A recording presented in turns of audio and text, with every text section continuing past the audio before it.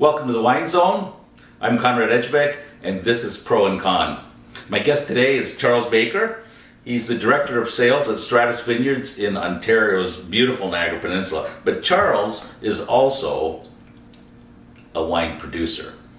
Under his eponymous company's name, Charles Baker Selections, where he focuses on Riesling. That's all you make. Welcome back, Charles. Thanks, Konrad. You're my first guy to come back. Thank you very I'm much. happy. I'm sitting outside your front door. Now, you've chosen to focus all your efforts on Riesling. What is it about Riesling that turns your crank? That's a question I'll answer for until they put me underground. I can pronounce it, which is good. I like its transparency, first and foremost. It's a grape that I'm familiar with from a previous. Explain transparency. What you grow is what you get. If you look after it in the vineyard, you'll get it in the glass. And all you try to do is not muck it up between the vineyard and the bottle. So, in all the various forms that we capture Riesling in, it is who it is. You can't mask it. Right, but does it taste good? It better. Does it taste like dirt? It tastes like terroir is what it tastes like. There are only a few places on the planet that grow Riesling properly, and we're blessed in Niagara to have those conditions. So I spent a lot of time on a crush pad in Niagara before I started my company, and I just fell in love with the fact that I could actually capture the nuances of the different growers. Yeah, they were dropping off their fruit to us at Cave Spring. I was going to say, go through that history, because you've been in the business now for what, 20 years at least? Next year, 20 years. 20 years, yeah. Congratulations. And you started with Cave Spring. I'm a refugee from the restaurant world. Right. In Toronto, Montreal, Quebec. And I, like all budding somms or wine enthusiasts, read a lot of books. Never got my feet wet, if you like. Never been in a vineyard in terms of working. And in '94, which seems like yesterday, I just called up my friends at Cave Spring, Tom Penichetti, and said, how about I come to the vineyard for a couple of months, work, I can wait tables at night at the restaurant. And I was just going to go for the summer. This was in '94, and I went, and I stayed 11 years at Cave Spring. I worked till 7. Working on the crush pad and serving in the restaurant? No. Yeah, I waited tables at night.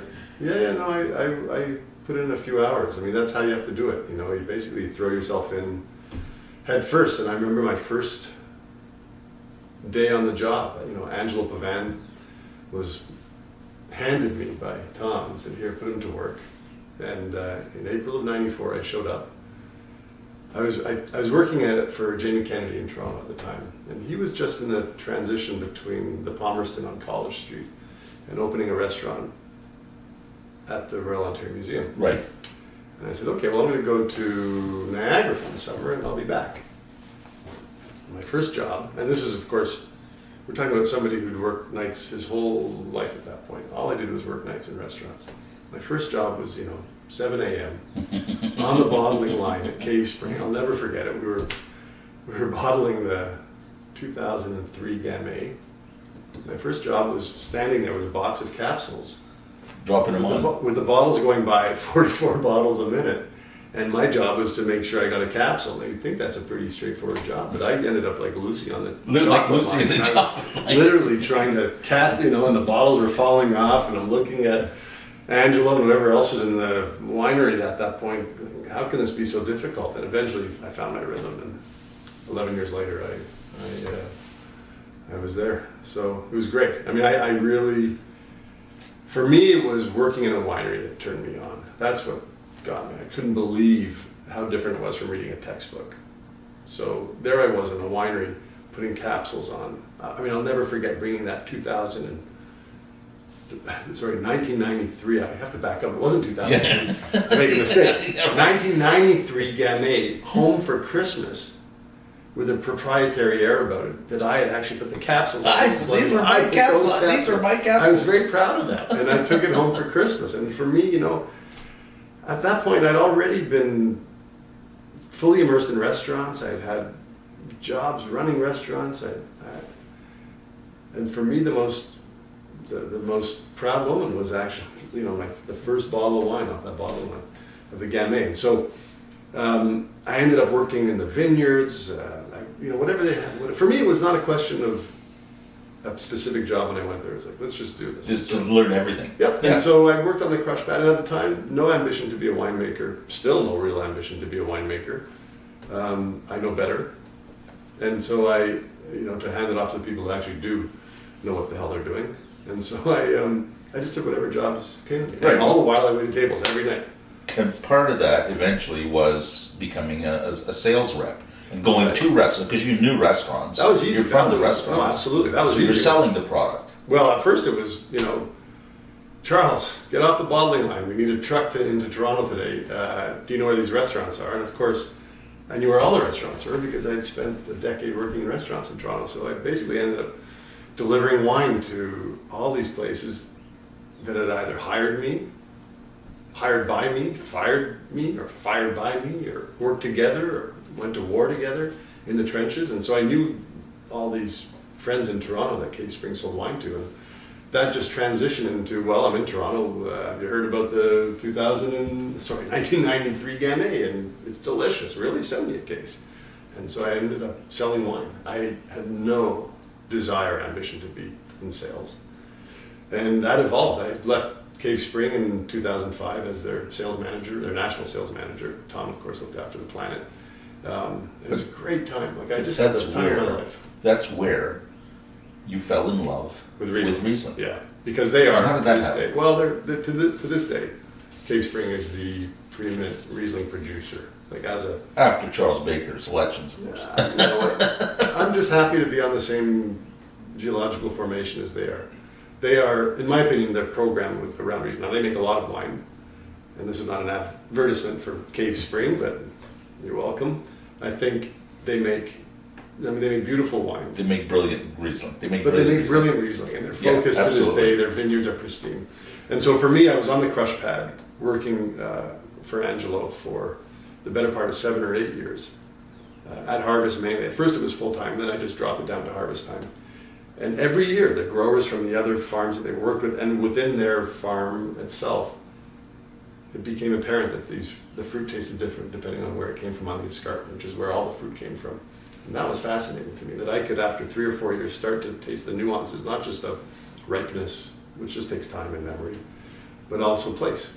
Time and place. Time and place. That's what it is. And sometime along there, you ran into Chef Marc Picon. Yeah, I ran into Mark early on. We'd just be sitting on the terrace at Vineland Estates enjoying a glass of wine. Mark was the chef at Vineland Estates for many years. And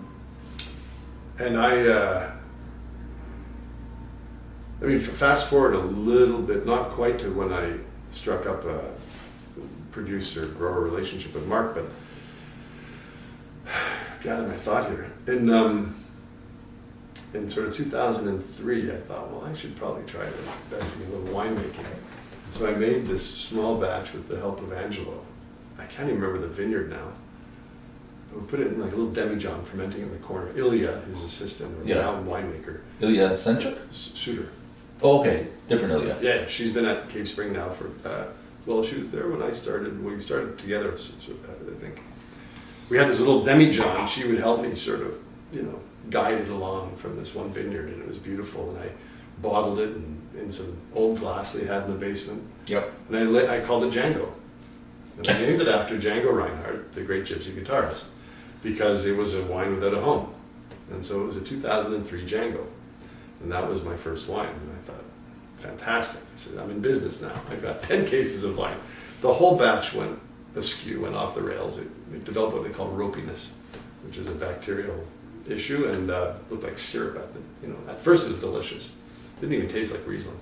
Anyhow, Django became a legend in my mind and my close circle of friends. And so if we should probably just, in the meantime, Stratus was building, Peter Gamble was putting together the pieces for that, and approached me to take on that project. And I'm not sure if it was arrogantly, but really? I don't need that. I make Riesling now. Look at this, Django. He's like, that's great. And he sort of patted me on the back and said, where are you going to make it, and how are you going to do this? And on the back of a napkin, we sort of came to some kind of working agreement in terms of how this could work for me to produce Riesling and have a day job at Stratus. And that's when I met Mark. Okay. Now, nice long short nice story. long story.